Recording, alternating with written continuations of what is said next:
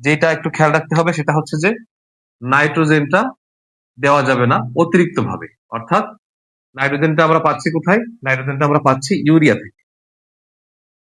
এই যে 40-45 সময়টা, এই সময় কোনোভাবেই ইউরিয়া সারটা আমরা প্রয়োগ করব না। কারণ যদি আমরা ইউরিয়া সারটা প্রয়োগ করি তাহলে সেই ক্ষেত্রে কি দেখা যাবে যে এই কন্দের গঠনটা না বেড়ে বরঞ্চ আরো পাতা বৃদ্ধি পাবে, পাতার সংখ্যা বেড়ে যাবে নাইট্রোজেন বেশি হওয়ার কারণে। এই কারণে এই ইউরিয়াকে আমাদের অ্যাভয়েড করতে হবে। এ সময়টা আমাদের প্রয়োজন হবে কি? এই সময়টা আমাদের প্রয়োজন হবে। আসসালামু আলাইকুম প্রিয় কৃষক বন্ধুরা এবং কৃষি উদ্যোক্তা বন্ধুরা।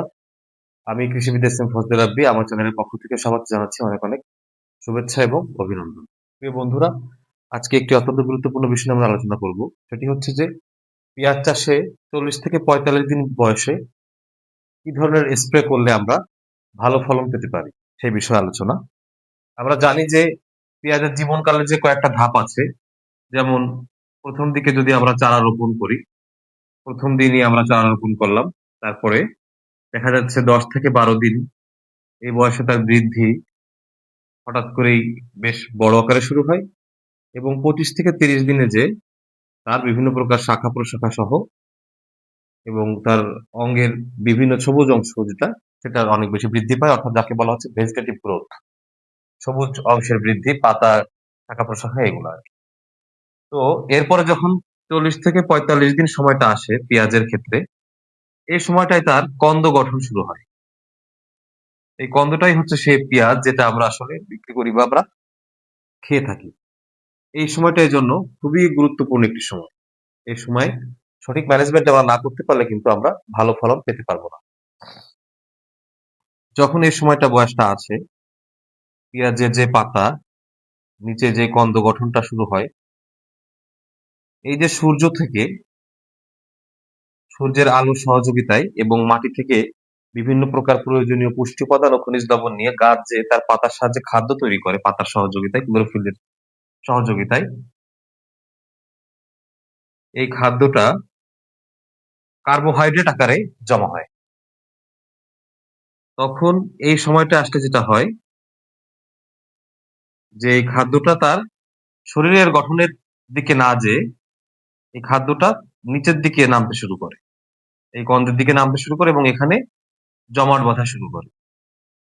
এভাবে কিন্তু কন্দ আস্তে আস্তে তার বড় আকৃতি ধারণ করে একটা সময় যে এবং ধীরে ধীরে পরিণত হতে শুরু করে। এই ক্ষেত্রে এই কন্দ গঠনের ক্ষেত্রে এই যে 40-45 দিন বললাম, 40-45 দিন থেকে শুরু করে 60 থেকে 70 দিন, এই যে সময়টা, এই সময়কালটা খুবই গুরুত্বপূর্ণ।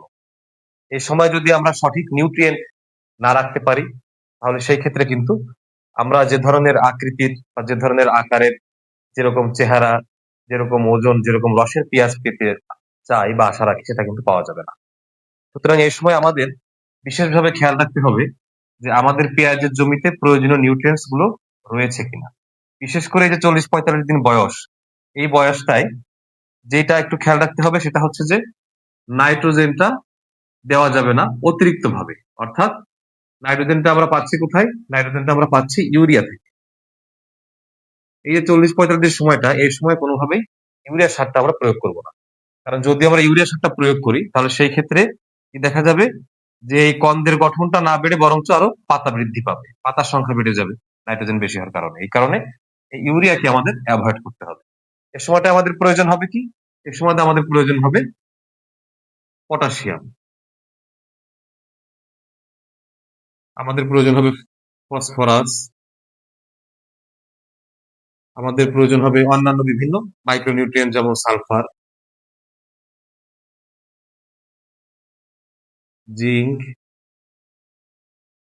বোরন,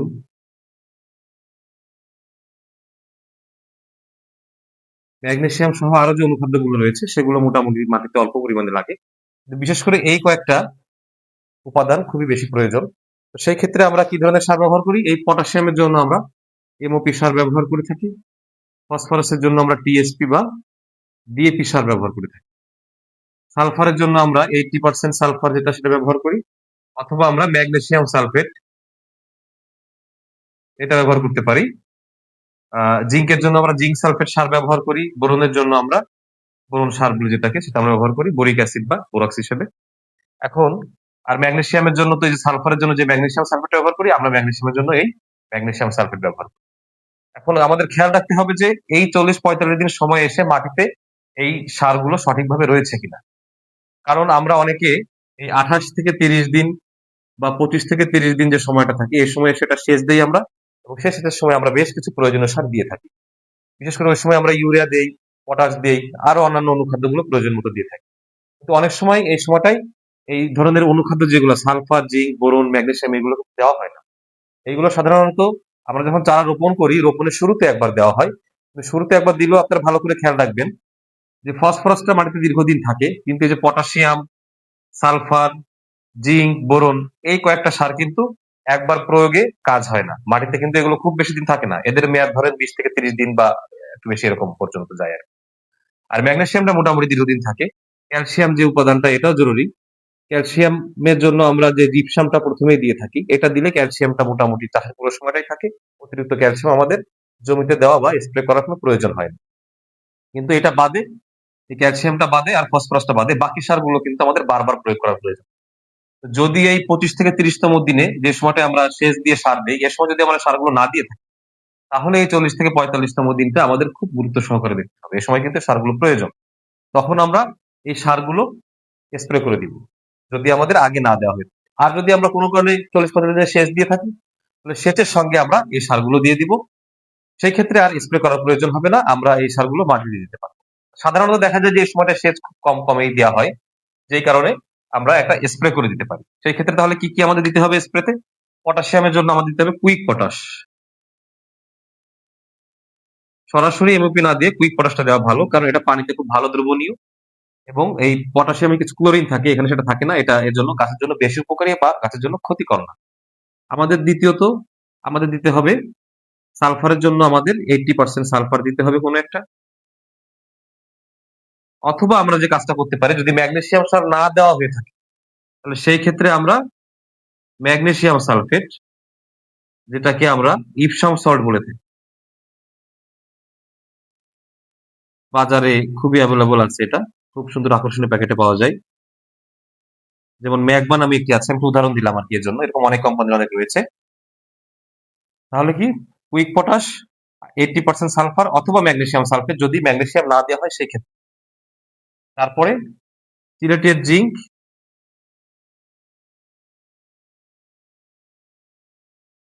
আর সলুবর বোরন বোরনের জন্য।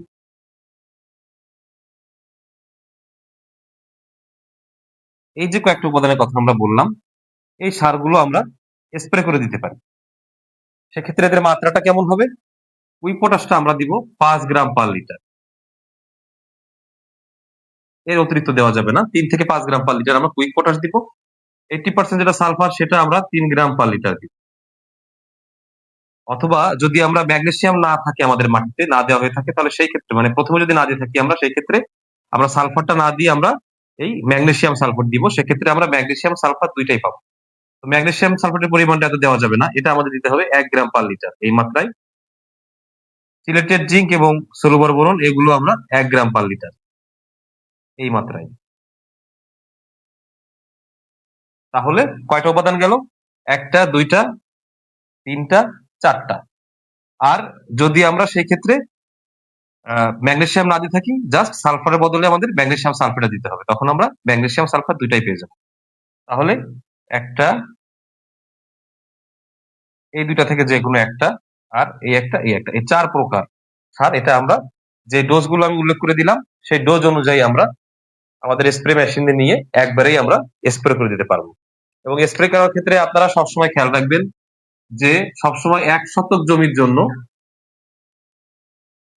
সবসময় 2 লিটার পরিমাণ পানি ব্যবহার করতে হবে আমাদের। সেই হিসাব করে আমরা আমাদের স্প্রে গুলো দিব। তাহলে পারফেক্ট ভাবে স্প্রে হবে এবং সঠিকভাবে গাছ সারটা পাবে, সারের ডোজটা ঠিক থাকবে।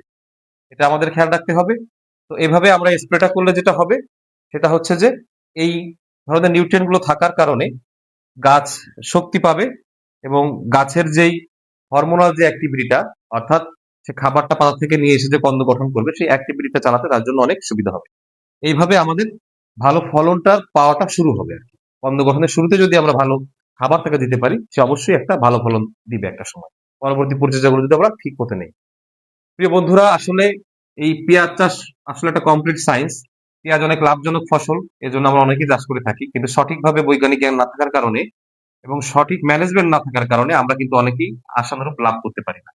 সঠিকভাবে ম্যানেজমেন্ট না করতে পারলে আমাদের সার ওষুধ অনেক বেশি দেওয়া লাগে, খরচ অনেক বেশি যায়। আবার শুধু বেশি দিলেই যে ফলন ভালো হয় তাও না, বেশি দেওয়ারও অনেক সাইড ইফেক্ট রয়েছে। তো এই জন্য আসলে আমাদের এই পেঁয়াজ চাষের পরিপূর্ণ বিজ্ঞানটা জানা দরকার। আর পেঁয়াজ চাষের পরিপূর্ণ বিজ্ঞানটা জানতে হলে আমাদের কৃষি বিজ্ঞান সম্পর্কেও একটা বেসিক নলেজ থাকতে হয়। যেই কারণে আমি যে আপনাদের জন্য ভিডিওগুলো করি, এই 10 মিনিট 15 মিনিটের ভিডিও, এতে করে আসলে কিন্তু একবারে এই এ টু জেড পুরোপুরি কথাটা বলা আসলে সম্ভব না। সেই কারণে আপনাদের সুবিধার্থে আমি একটি অনলাইন কোর্সের আয়োজন করেছি। যেই অনলাইন কোর্সে মোট 5 টি ক্লাস হবে। সেক্ষেত্রে প্রথমে একটানা 4 টি ক্লাস হবে। আমি এটা শুরু করছি 12 জানুয়ারি থেকে 15 জানুয়ারি পর্যন্ত। এই পরপর 4 দিন 4 টি ক্লাস হবে এবং পরবর্তীতে একটি রিভিউ ক্লাস হবে। এইভাবে মোট 5 টি ক্লাস হবে এবং সেই ক্ষেত্রে যারা আপনারা এই কোর্সে অংশগ্রহণ করতে চান, তারা অবশ্যই কোর্সটিতে রেজিস্ট্রেশন করতে হবে।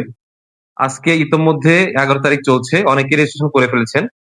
আগামীকাল 12 তারিখ বিকালের আগ পর্যন্ত হচ্ছে আমি রেজিস্ট্রেশন করতে পারবো আপনাদের। তার মধ্যেই আপনারা আমার যে স্ক্রিনে দেওয়া যে হোয়াটসঅ্যাপ নাম্বারটি উপরে দেওয়া আছে, আপনারা খেয়াল করে দেখতে পারবেন। এই হোয়াটসঅ্যাপ নাম্বারে আমার সঙ্গে যোগাযোগ করবেন, যোগাযোগ করে আপনাদের রেজিস্ট্রেশন কার্য সম্পন্ন করবেন এবং 12 তারিখ আমরা রাত 8টা থেকে 9টা বা 9টা 15 পর্যন্ত এই সময়টার ভিতরে আমাদের ক্লাসটা আমরা কমপ্লিট করব এবং সেটি আমাদের জুম মিটিং এর মাধ্যমে আমরা ক্লাসটা নিব। সেই ক্ষেত্রে আপনি শুধু প্লে স্টোর থেকে আপনার জুম অ্যাপস ডাউনলোড করলেই হবে। আমি আপনাদেরকে লিঙ্ক দিয়ে দিলে আপনারা সহজে ঢুকে যেতে পারবেন সেক্ষেত্রে। তাহলে এই কোর্সটার রেজিস্ট্রেশন করার জন্য আমি একটা রেজিস্ট্রেশন ফি নির্ধারণ করেছি। আমার মূল উদ্দেশ্য হচ্ছে যাতে আপনারা সবাই মিলে এই প্রায়োগিক শিক্ষাটা আপনারা দীর্ঘ সময় নিয়ে নিতে পারেন, পেতে পারেন। মূলত ব্যবসায়িক উদ্দেশ্যে না। আমি খুবই স্বল্প মূল্য নির্ধারণ করেছি, মাত্র 200 টাকা। যেটা আমি মনে করি যারা আপনারা কৃষি কাজগুলো করেন বা এই ধরনের মূল্যবান ফসলগুলো চাষ করেন, সবার জন্য অ্যাফোর্ডেবল। তারপরেও যদি কারো আর্থিক বিশেষ কোনো অসক্ষমতা থেকে থাকে, তাহলে আপনিও আমার সঙ্গে যোগাযোগ করবেন। অবশ্যই আমি চেষ্টা করব আপনাকে ফ্রি রেজিস্ট্রেশন করে দেওয়ার। আমি চাই আপনারা সবাই এই কৃষি বিষয়ক জ্ঞানগুলো গ্রহণ করেন এবং এই কৃষি নলেজটা নিয়ে আধুনিক কৃষিতে আপনারা আধুনিক বিজ্ঞানটা জেনে আপনারা কৃষি কাজ করেন। প্রিয় বন্ধুরা, আমার আজকের এই ভিডিওটি যদি আপনাদের ভালো লেগে থাকে, তাহলে অবশ্যই আপনারা ভিডিওটিতে একটি লাইক করবেন, কমেন্ট করবেন, শেয়ার করে সবাইকে দেখার সুযোগ করে দিবেন। আর আমার চ্যানেলের সঙ্গে নিয়মিত থাকতে হলে আমার চ্যানেলটিতে অবশ্যই সাবস্ক্রাইব করবেন, ডান পাশের বেল বাটনটি চেপে দিবেন। তাহলে সেই ক্ষেত্রে নতুন ভিডিওগুলো আপনি নিয়মিত পেয়ে যাবেন। সবাই আজকের মতো ভালো থাকবেন, সুস্থ থাকবেন, আমার জন্য দোয়া করবেন। আল্লাহ হাফেজ।